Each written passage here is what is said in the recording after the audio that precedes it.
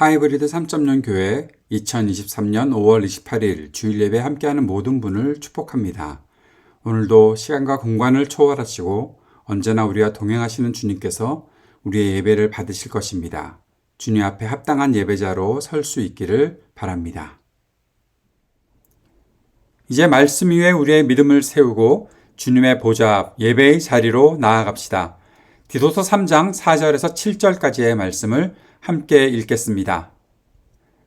그러나 우리의 구주이신 하나님께서 그 인자하심과 사랑하심을 나타내셔서 우리를 구원하셨습니다. 그분이 그렇게 하신 것은 우리가 행한 의로운 일 때문이 아니라 그분의 자비하심을 따라 거듭나게 씻어주심과 성령으로 새롭게 해주심으로 말미암은 것입니다. 하나님께서는 이 성령을 우리의 구주이신 예수 그리스도로 말미암아 우리에게 풍성하게 부어주셨습니다. 그래서 우리는 그분의 은혜로 의롭게 되어서 영원한 생명의 소망을 따라 상속자가 되었습니다. 주님께서 가르쳐 주신 기도를 함께 드리겠습니다. 하늘에 계신 우리 아버지여, 이름이 거룩히 여김을 받으시오며 나라가 임하시오며 뜻이 하늘에서 이루어진 것 같이 땅에서도 이루어지이다.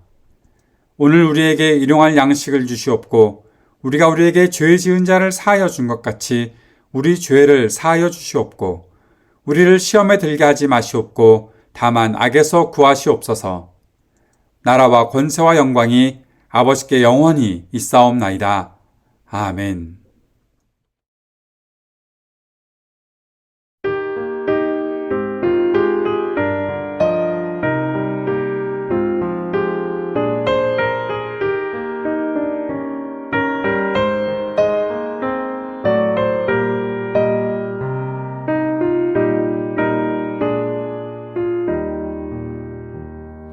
선한 목자 되신 우리 주 항상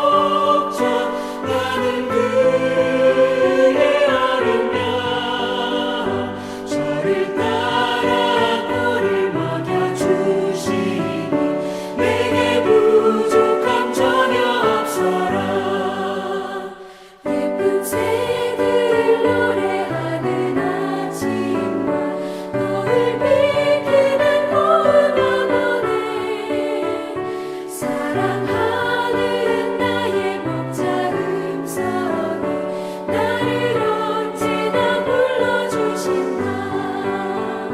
주는 나의 좋은 목자 나는 그의 아름다.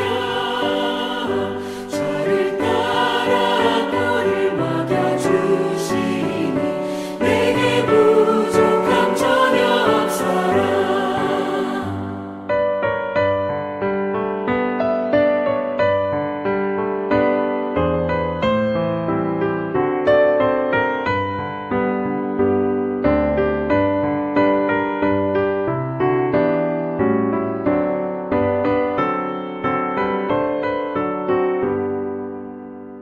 못된 짐승 나를 밟지 못하고 거친 비바람 삼지 못하리. 나의 주님 강한 손을 펼치사 나를 주야로 지켜주신다.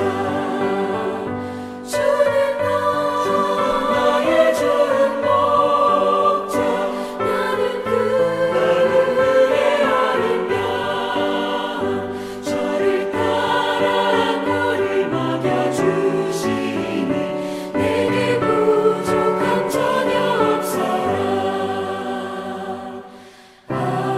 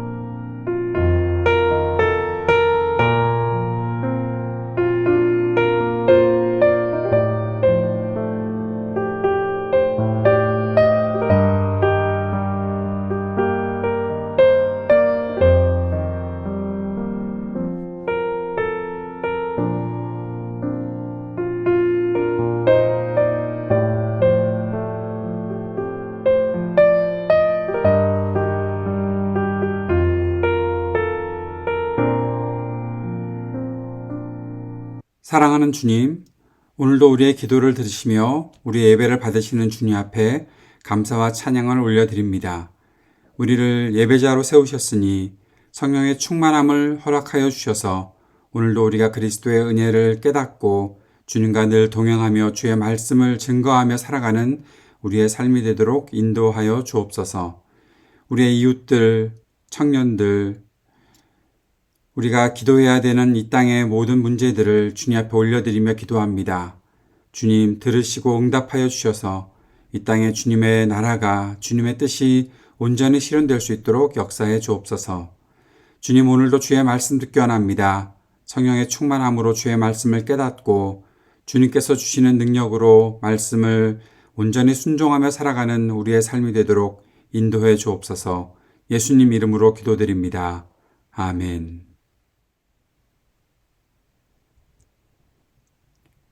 오늘의 말씀은 시편 23편 1절에서 6절까지의 말씀입니다.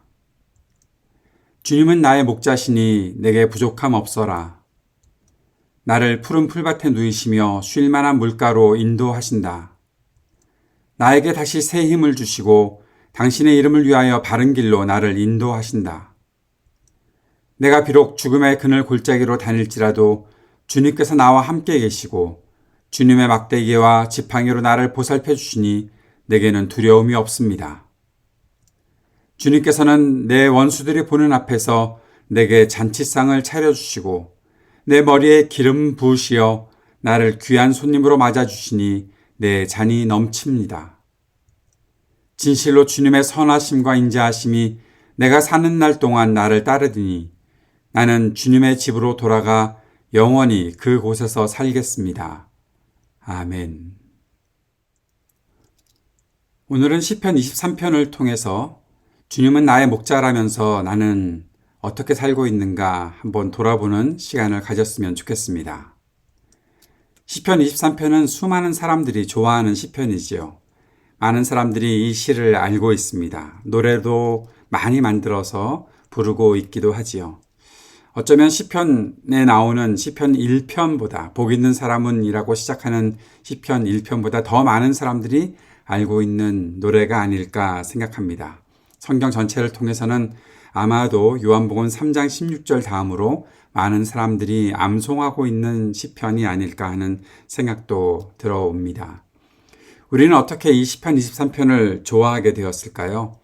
왜 이것을 많이 암송하고 또 마음속에 새기고 있을까요?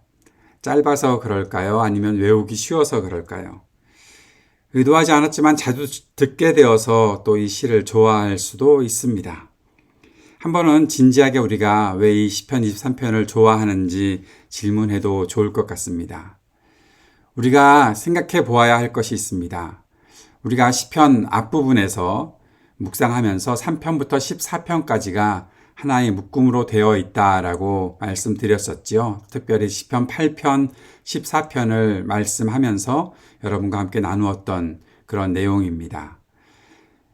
마찬가지로 시편 15편부터 24편까지도 한 묶음으로 볼 수 있습니다.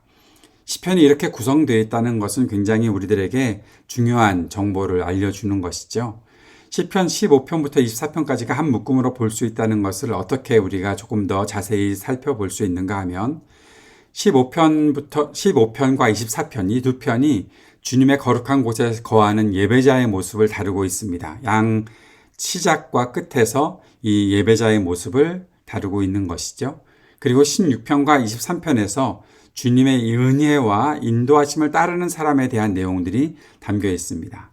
그리고 좀 더 가운데 17편과 22편에서 고난의 때에 믿음으로 간구하는 사람의 기도가 담겨 있고 조금 더 그 안으로 들어오면 18편과 21편을 통해서 하나님을 의지하고 승리하는 사람에 대한 내용이 담겨 있고 그 중심에 있는 19편과 20편에서는 하나님의 영광과 말씀을 따르는 사람, 특별히 지도자의 모습을 통해서 그 사실을 잘 나타내 주고 있는 것을 보게 됩니다.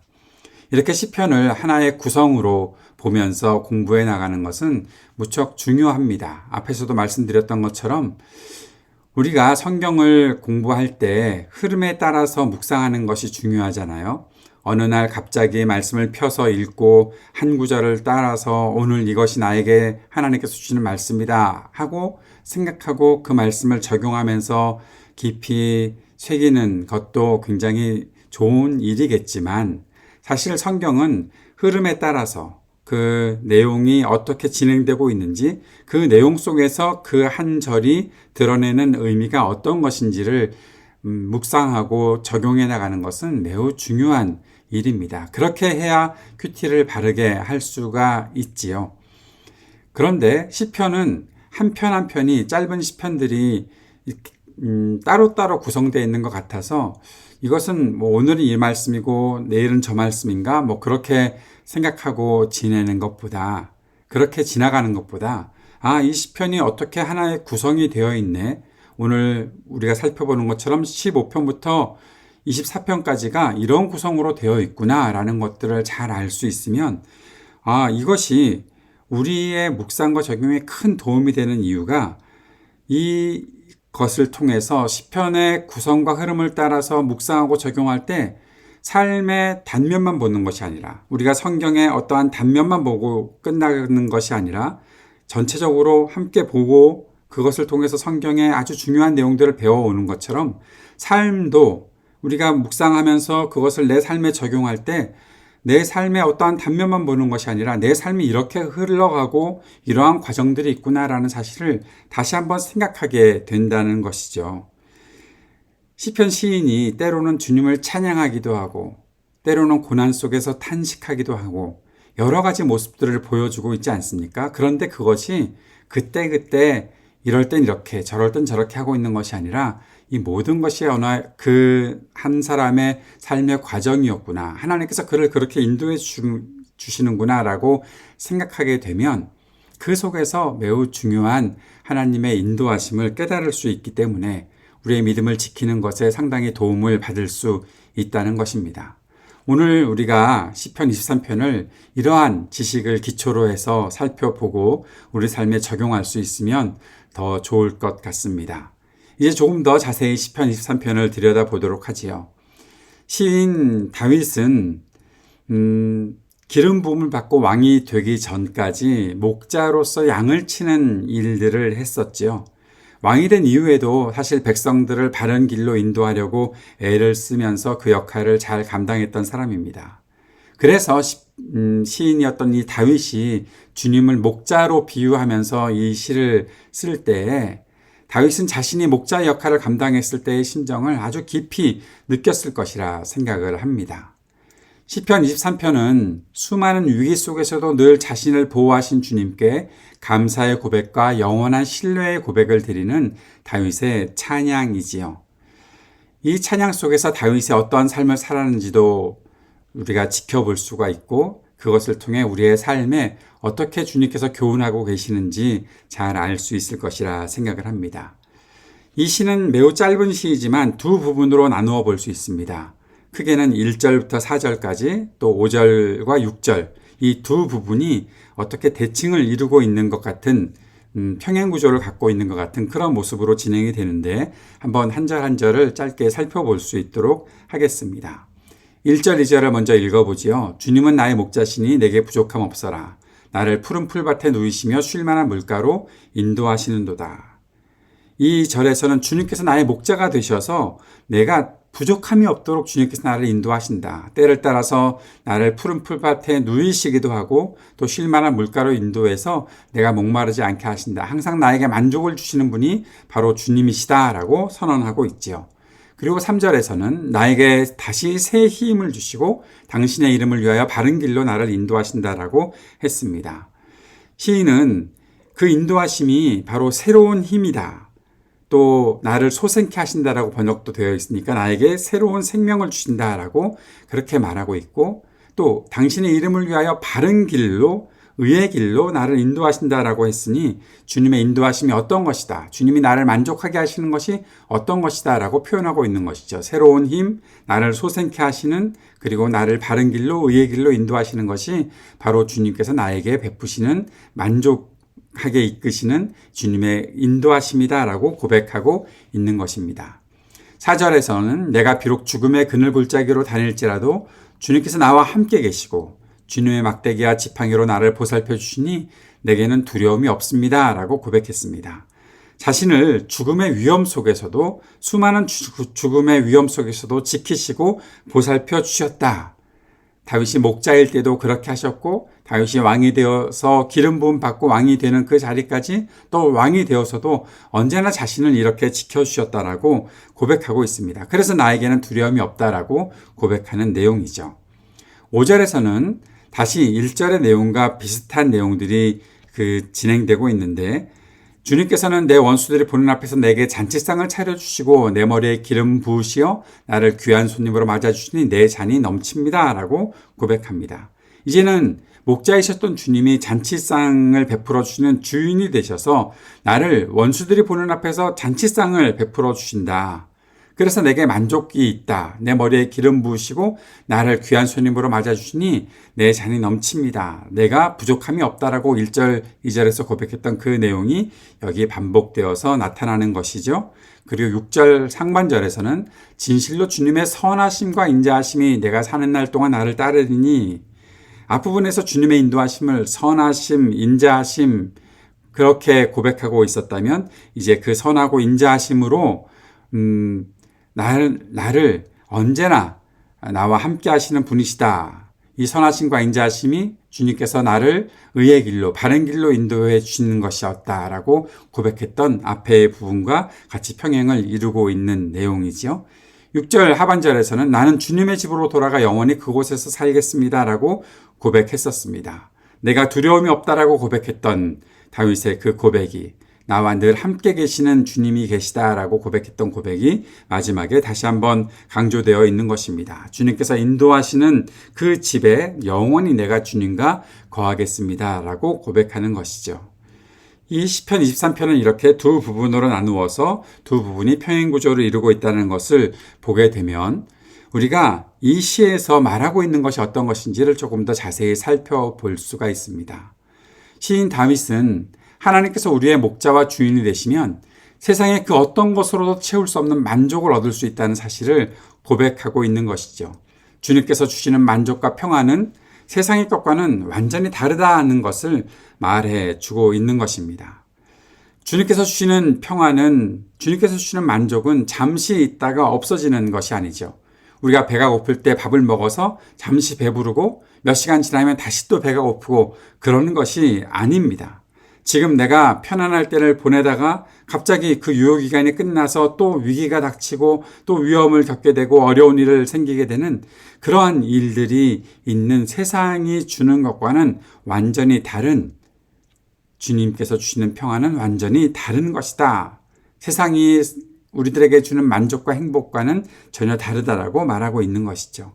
주님께서 주시는 평안과 만족은 원수들이 나를 공격해 오면 원수들이 나를 이렇게 빤히 바라보고 있는 그런 과정에서도 그 속에서도 나에게 만족을 줄 수 있는, 내가 위기에 직면했을 때에도 그 속에서도 나에게 즐거움을 줄 수 있는 비교할 수 없는 만족과 기쁨이다라고 말하고 있는 겁니다. 잔치상을 원수들 앞에서 받는다. 그것은 바로 그 사실을 말해주고 있는 것이죠. 정신 나가서 위기 속에서 웃고 있는 것이 아니라, 버릇이 되어서 두려움을 겪을 때 웃는 것이 아니라 그것을 직면하고서도 마음에 넘치는 여유와 그 만족이 그렇게 크다라는 사실을 말하고 있는 것입니다. 이사야서 55장 2절 말씀에 이런 말씀이 있죠. 어찌하여 너희는 양식을 얻지도 못하면서 돈을 지불하며 배를 부르게 하여 주지도 못하는데 그것 때문에 수고하느냐. 들어라. 내가 하는 말을 들어라. 그리하면 너희가 좋은 것을 먹을 것이며 기름진 것으로 너의 마음이 즐거울 것이다. 주님께서 우리들에게 베풀어 주는 것은 바로 이것이라고 말씀하시는 것이죠. 우리가 이 땅에서 수고하면서도 결국 또 결핍에, 반복되는 그 결핍에 빠질 수밖에 없는데, 주님께서 주시는 것은 정말 좋은 것이고 기름진 것이고 너희 마음이 즐거울 것이다 말씀하시는, 이것이 어느 순간 끝나버리는 것이 아니라 영원토록 날마다 매 순간 즐거움을 누릴 수 있는 것이다라고 말씀하시는 것입니다. 그래서 요한복음 14장 27절에서는 주님께서 이렇게 말씀하셨죠. 나는 평화를 너에게 남겨준다. 나는 내 평화를 너에게 준다. 내 평화를 너에게 준다. 내가 너에게 주는 평화는 세상이 주는 것과 같지 않다. 너희는 마음에 근심하지도 말고 두려워하지도 말아라. 주님께서 이렇게 말씀하시면서 우리들에게 이 놀라운 평화와 만족을 주셨던 것입니다. 이러한 질문을 던져봅니다. 내가 가진 믿음은 주님께서 나를 인도하시고 베푸시는 것으로 정말 만족함을 갖는 그러한 믿음인가? 주님께서 주시는 것으로 때로는 도리어 부족함을 느끼면서 살고 있는 것은 아닌가? 주님 한 분만으로 내가 만족합니다라는 그 고백은 찬송 시간에만 유효하고 그 다음에는 다른 것도 좀 있어야지 그렇게 생각하는 것이 우리의 믿음은 아니었을까? 라는 그러한 질문이 생기게 되는 것입니다. 이스라엘 백성은 주님께서 그들을 이집트에서 나오게 하시고 약속의 땅으로 인도하실 때 늘 불평과 불만을 가졌었습니다. 결국 하나님을 향한 믿음을 버리고 우상을 섬기다가 심판을 당했던 것이죠. 우리는 지금 어떻습니까? 정말 주님께서 나에게 이러한 만족을 주십니다라는 그러한 믿음의 고백으로 이 시편을 대하고 있습니까? 위기의 때에라도 넘치는 여유와 믿음이 내게 있습니다라는 그런 고백을 하고 있습니까? 시인 다윗은 주님께서 자신에게 생명과 새로운 힘을 주시고 의롭고 바른 길로 인도하시는 은혜를 베푸시는 분이라고 그렇게 고백했습니다. 그리고 자신을 평생 선하심과 인자하심으로 대하시는 분이라고 고백하고 있습니다. 그런데 우리는 어떠한지 한번 오늘 이 말씀을 통해서 잘 생각해 볼 수 있는 시간이 되었으면 좋겠습니다. 우리가 주님께서 수많은 은혜를 우리에게 주신다고 고백하긴 했지만 그 은혜가 어떤 것인지는 잘 알고 있는 것일까? 한번 생각해 볼 수 있으면 좋겠습니다. 그래서 그 은혜가 어떤 것인지 다윗의 이 시를 조금 더 자세히 살펴보려고 합니다. 시인은 먼저 이렇게 고백하지요. 주님께서 주신 생명과 새로운 힘을 발견했다라고 그 속에서 찾았다라고 말하고 있습니다. 다윗은 주님을 향해 이렇게 고백합니다. 주님은 나의 힘이십니다. 시편 18편에서도 주님은 나의 힘이라고 고백했지요. 고난을 당하며 지치고 또 어떠한 힘도 낼 수 없는 그러한 상태가 되었을 때 주님은 우리에게 힘을 내라고 말씀해 주시는 분이 아니라 친히 우리에게 들어오셔서 우리에게 힘이 되어 주시는 분이시다라는 그 고백입니다. 주님은 우리의 영혼에 새로운 생기를 불어넣으시는 분이시죠. 완전히 절망에서 쓰러져서 정말 마른 뼈가 되어가고 있는 우리에게 찾아오셔서 생명의 바람을 넣으시는 분이 바로 우리 주님이십니다. 우리가 주님께서 주시는 이 생명의 바람을, 이 생명의 힘을 경험할 수 있게 되기를 간절히 소망합니다. 세상에서는 이해할 수 없는 그 힘을 발휘할 수 있다는 것, 세상이 계산할 수 없는 그 힘이 나에게 지금 나타나고 있습니다라고 고백하는 우리 모두가 될 수 있기를 바랍니다. 시인은 또한 주님께서 자신을 바른 길로, 의의 길로 인도하신다라고 그렇게 고백했지요. 주님의 인도하심을 따를 때 그 길이 바르고 의로운 길이다라는 사실을 분명히 인정하고 기뻐해야 할 것입니다. 하지만 정작 우리는 주님께서 우리를 바른 길로 인도하시려고 하면, 의로운 길로 인도하시려고 하면 굉장히 불편해하면서 때로는 반항하기도 하고 딴 생각을 하기도 하고 주저하고 무서워하고 내가 가야 되나? 라는 그런 생각을 할 때가 많지 않습니까? 선지자 이사야를 통해서 주님께서 이렇게 말씀하셨던 적이 있습니다. 이사야에서 58장 2절의 말씀인데요. 그들이 마치 공의를 행하고 하나님의 규례를 저버리지 않는 민족이나 되듯이 날마다 나를 찾으며 나를 알기를 좋아한다. 그들은 무엇이 공의로운 판단인가를 나에게 묻고 하나님께 나아가기를 즐거워한다고 한다.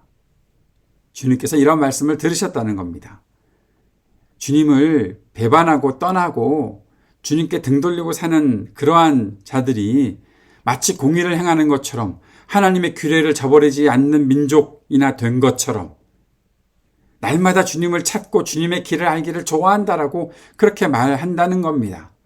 무엇이 공의로운 판단인가 항상 주님께 물어본다고 합니다. 하나님께 가까이 나아가기를 즐거워한다고 합니다. 주님께서 굉장히 아주 의아하게 말씀하시는 것이죠. 그 백성들이 주님의 길을 떠나서 이렇게 말하고 있다라고 하는 것인데 의로운 척하고 자기들이 선한 척하고 하나님께 나아가는 척한다는 것이죠. 그런데 저는 이 말씀을 읽다가 이런 생각을 해봤습니다. 정말 이 말이 사실이 되면 좋겠다. 주님께서 우리들에게 너희들이 정말 이렇게 사는구나. 옛날에는 이런 척하고 있었는데 정말로 이렇게 사는구나. 공의를 행하고 규례를 저버리지 않는, 그리고 날마다 주님을 찾는 것을 좋아하고 날마다 주님의 길을 아는 것을 무엇보다 좋아하는 그러한 사람들이구나. 주님께서 나를 바른 길로 인도하실 때 정말 기뻐하고 내가 잘못했던 것을 회개하고 주님께 돌이킬 때 그 기쁨을 무엇보다 사모하고 그렇게 주님 앞에 나아가기를 좋아하는 사람, 그러한 사람들이 되었구나. 주님께서 그렇게 인정해 주시면 얼마나 좋을까 하는 생각을 해 보았습니다. 우리가 주님의 의로운 길을 알고 그 길을 걸어갈 때 이렇게 주님의 마음에 웃음을 드릴 수 있는, 기쁨을 드릴 수 있는 우리가 되었으면 좋겠다라는 생각을 해 보게 됩니다. 미가서 6장 8절에 주님께서 이렇게 말씀하셨죠. 너 사람아, 무엇이 착한 일인지를 주님께서 이미 말씀하셨다. 주님께서 너에게 요구하시는 것이 무엇인지도 이미 말씀하셨다. 오로지 공의를 실천하며 인자를 사랑하며 겸손히 내 하나님과 함께 행하는 것이 아니냐. 이 말씀도 바로 그런 말씀이지요. 주님 앞에 나올 때 내가 뭘 드리면 주님께서 좋아하실 거예요? 라고 그렇게 따지고 있는 그 백성에게 주님께서 너에게 보여주셨던 것이 있잖아. 공의를 실천하고 인자하게 사람들을 대하고 사랑하면서 대하고 겸손하게 내 하나님과 함께 행하는 것 아니니? 아, 너 정말 그렇게 살고 있구나. 내가 말해준 대로 살고 있구나. 주님께서 그렇게 인정해 주시는 일이 우리 가운데 있었으면 좋겠습니다. 하나님의 인도하심을 이렇게 즐겁게 따라갈 수 있는 저와 여러분 될 수 있으면 좋겠습니다. 시인은 세 번째로 말하는 주님의 인자하심, 그 은혜가 어떤 것인지 이렇게 말하고 있죠. 선하심과 인자하심. 이것이 항상 자신의 삶을 인도하실 것을 확신하고 있습니다. 주님의 인자하심과 선하심을 말한다는 것은 어떤 것입니까? 그것은 주님께 영원한 감사의 고백을 드리고 찬양의 고백을 드릴 것입니다. 라는 그러한 믿음의 고백입니다. 시편 136편 1절 또 다른 시편에서도 이 말씀이 많이 기록되어 있죠. 주님께 감사하여라. 그는 선하시며 그 인자하심이 영원하다. 이 말이 계속해서 나오면서 주님을 향한 감사의 고백을 드리고 있는 시인의 그 모습이 오늘 이 시편 23편에도 담겨 있는 겁니다. 그가 평생, 내 평생에 주님의 선하심과 인자하심이 나를 따르리니 라고 고백했다는 것은 나는 평생 주님께 감사하며 살겠습니다. 주님을 찬양하며 살겠습니다. 주님께 찬양의 고백으로 영원히 내 삶을 채워가겠습니다라는 그러한 믿음의 고백이 되는 것이죠. 사랑하는 여러분, 하나님의 인자하심 없이 우리가 하나님 앞에 믿음으로 살 수도 없었고 하나님의 선하심 없이 우리가 거룩한 삶에 초대될 수도 없었다는 것을 우리는 기억해야 합니다. 시편 23편은 인생의 모든 길을 평탄하게 보낸 사람의 고백이 아니지요. 어떠한 어려움을 겪었을 수도 있고 위기를 겪을 수도 있습니다. 시인이 고백했던 죽음의 그늘 골짜기, 또 원수들이 보는 앞에서라는 이런 언급들은 그가 어떠한 길을 걸어왔는지를 잘 알려주고 있습니다. 다윗은 승리와 권력을 누렸던 사람이지만 그는 처절한 고통을 겪었던 사람이기도 합니다. 다윗의 인생은 유진 피터슨이 말했던 것처럼 어쩌면 한 번도 기적을 경험해 보지 못한 그러한 인생이었을 것입니다. 그러나 그는 최선의 노력을 했습니다. 극진의 힘을 다 쏟아내면서 살았던 사람입니다. 승리를 위해 애쓰며 살았던 사람입니다. 다윗은 때로 죄에 빠지기도 했었습니다. 하나님의 진노로 벌을 받기도 했었습니다. 눈물로 밤을 지새기도 했었습니다. 하나님은 그 속에서 다윗을 바르고 의로운 길로 인도하시기 위해 하나님도 마음을 다하셨다는 사실을 볼 수 있습니다. 그냥 내버려 두지 않으셨다는 겁니다. 다윗이 하나님의 마음에 합한 사람이 되는 것이 갑자기 이루어낸 기적이 아닙니다. 하나님의 마음에 합한 사람 되기 위해 다윗도 노력했고 그렇게 다윗을 그러한 사람으로 만들기 위해 하나님도 다윗의 평생 애쓰셨습니다. 하나님 앞에 나는 떠날 수 없습니다 라는 고백을 했던 사람이 다윗입니다. 날마다 하나님께서 나를 붙잡고 계시다는 사실을 알고서 살았습니다. 자신은 결코 하나님 떠나서는 살 수 없다는 사실을 인정하고 그렇게 살았던 사람이 바로 다윗입니다. 그랬던 다윗이 고백하는 이 시 중에 아주 눈여겨볼 대목이 하나 있지요. 5절 하반절에 내 머리에 기름 부으시어 나를 귀한 손님으로 맞아주시니 내 잔이 넘칩니다. 다윗은 하나님의 인도를 따르면서 하나님께서 자신이 어떠한 존재가 되도록 하셨는지 분명히 잘 알고 있었던 사람입니다. 하나님께서는 다윗에게 기름 부으셔서 구별하여서 세우셨지요. 다윗을 왕으로 세우셨습니다. 기름 부음을 받았다는 것은 그리스도라는 그 말 속에도 함께 있는 그러한 말입니다. 우리가 그리스도인이 되었다라고 말하는데 그리스도인이 되었다는 건 어떤 것입니까? 그리스도인이 되었다는 것은 바로 기름 부음을 받은 주님을 따르며 주님을 닮은 사람이 되었다는 것을 말하고 있는 것이죠. 기름 부음 안에는 사명과 책임이 존재합니다. 하나님의 뜻을 이 땅에 실현해야 하는 막중한 사명과 책임입니다.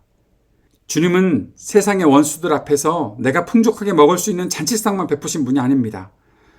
원수들 앞에서 내가 결코 죄의 길을 따를 수 없는 하나님의 사람이라는 것을 기름 부음을 통해서 선언하셨던 것입니다. 내가 세상에서 주님께서 주신 사명과 책임을 가지고 끝까지 변함없는 한결같은 마음을 가지고 이 길을 걸어가야 한다는 사실을 분명히 알게 해주신 것이 바로 우리를 그리스도인으로 만들어 주신 것이고 내게 기름 부어서 나를 귀한 존재로 그렇게 세워주셨다라고 고백하는 다윗의 고백입니다. 다윗과 같이 우리가 그 사실을 잊지 않고 살게 되기를 바랍니다. 기름 부음을 기쁨으로 받아들이고 살아가는 우리가 될 수 있기를 바랍니다. 사랑하는 여러분, 말로 표현할 수 없는 힘든 시간을 지내오면서 다윗은 하나님을 향한 믿음을 더욱더 견고히 해왔습니다. 사실 다윗이 아니라 하나님께서 더욱 그를 견고하게 붙잡아 주셨을 것입니다. 다윗은 모든 두려움을 이기고 주님의 집에서 영원히 살 것을 소망하고 있었습니다. 다윗의 이 고백을 보면서 그가 했던 시편 27편 4절의 고백이 생각납니다. 주님, 나에게 단 하나의 소원이 있습니다. 나는 오직 그 하나만 구하겠습니다. 그것은 한평생 주님의 집에 살면서 주님의 자비로우신 모습을 보는 것과 성전에서 주님과 의논하면서 살아가는 것입니다.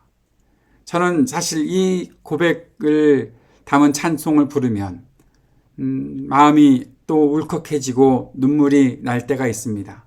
다윗처럼 이러한 단 하나의 소원을 주님께 간구하며 지내는 나의 삶이 되었으면 좋겠다. 또 우리의 삶이 되었으면 좋겠다라는 간절한 소망이 있습니다.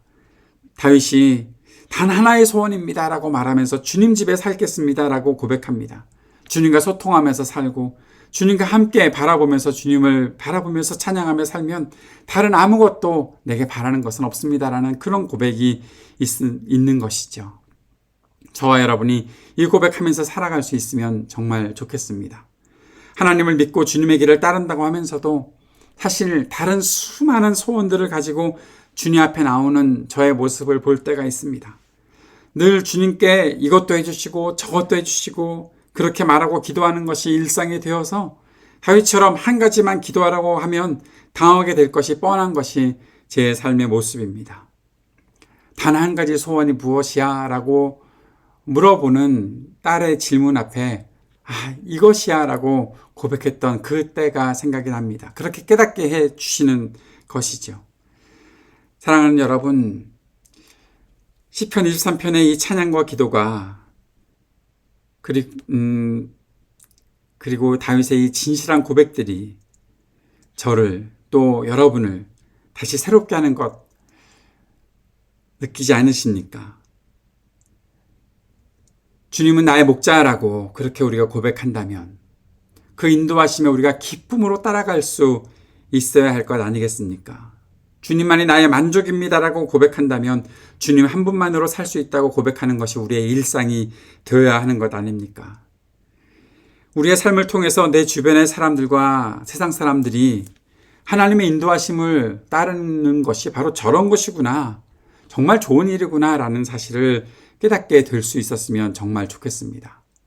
앞으로 우리가 읽고 노래하는 시편 23편, 우리가 평생 교회 평생 다닌다면 수없이 이 찬양의 고백들을 또 마음에 입에 담아낼 텐데 그때 우리가 시편 23편을 노래하면서 주님의 선하심과 인자하심, 그것이 나의 길을 이렇게 인도해 오고 있습니다. 나는 평생 그 길을 따라갈 것입니다 라고 그렇게 확신의 고백으로 주님께 이 고백을, 이 기도를, 이 찬양을 올려드리는 저와 여러분 되었으면 좋겠습니다. 기도하겠습니다. 주님은 나의 목자가 되십니다. 나의 만족이 되십니다. 주님 외에 다른 것을 내가 바랄 것이 없습니다. 주님과 함께 있기를 소망합니다. 이 고백으로 평생 살게 하옵소서. 예수님 이름으로 기도드립니다. 아멘.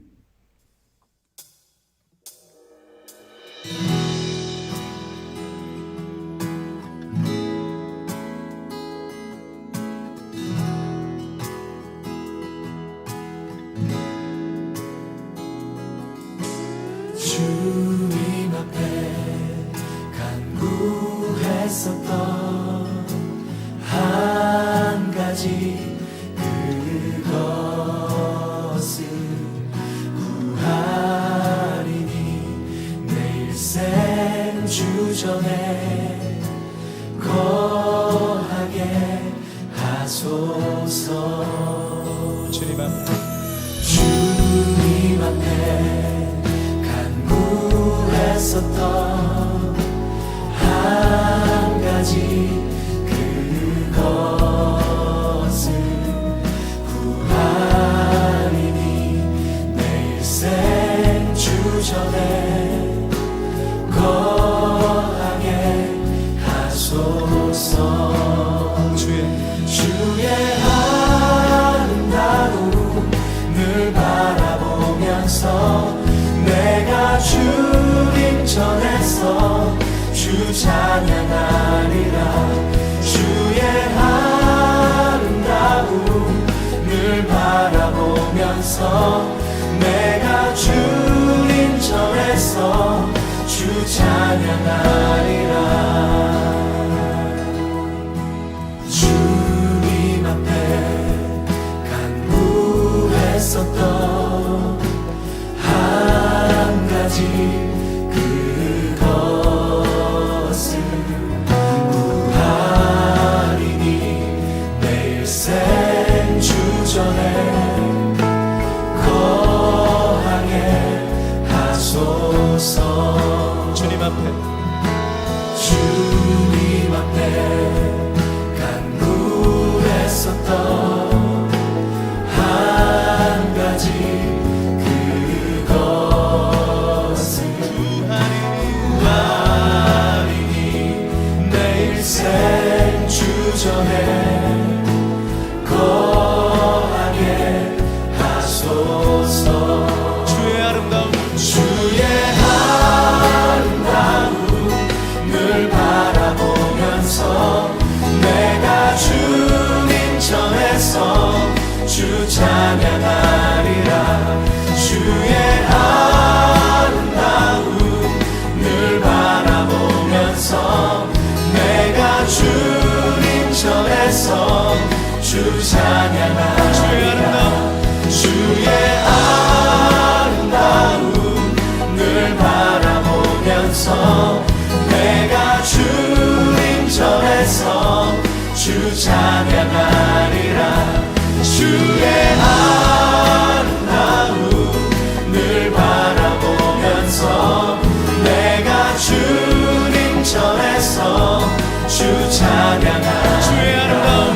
주의 아름다움 늘 바라보면서 내가 주님 전에서 주 찬양하리라.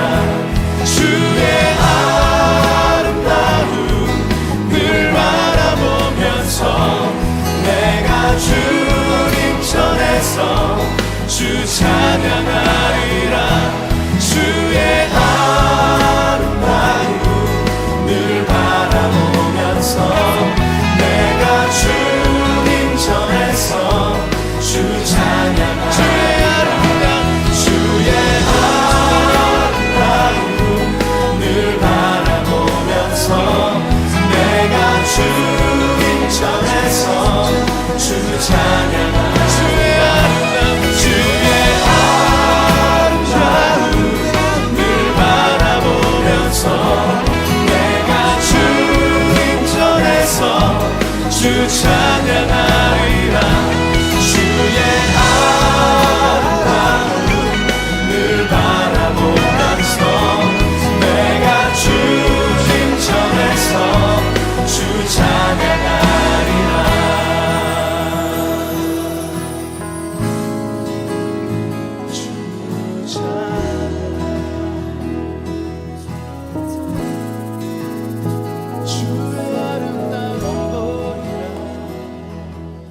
언제나 우리와 동행하시는 주님을 우리 마음속에 담고 서로를 축복하는 시간 갖도록 하겠습니다. 그리스도 우리 앞에 계셔서 우리를 늘 좁고 바른 길로 이끄소서. 그리스도 우리 곁에 계셔서 우리 손을 붙드시고 용기를 주소서. 그리스도 우리 아래에 계셔서 우리가 넘어질 때 받으시며 희망 잃지 않게 하소서. 그리스도 우리 위에 계셔서 우리 일상의 모든 순간을 거룩하게 하소서. 그리스도 우리 안에 계셔서 우리가 그리스도의 열매를 맺게 하소서. 성삼위 하나님 항상 우리와 함께 처음과 같이 지금도 그리고 영원히. 아멘. 오늘도 예배에 함께 해주셔서 감사합니다. 축복합니다. 여러분의 모든 삶이, 한 주 동안의 모든 삶이 주님과 늘 동행하고 주님의 인도하심을 즐겁게 따라가는 그 즐거움이 넘치는 삶이 되기를 간절한 마음으로 다시 한번 축복합니다.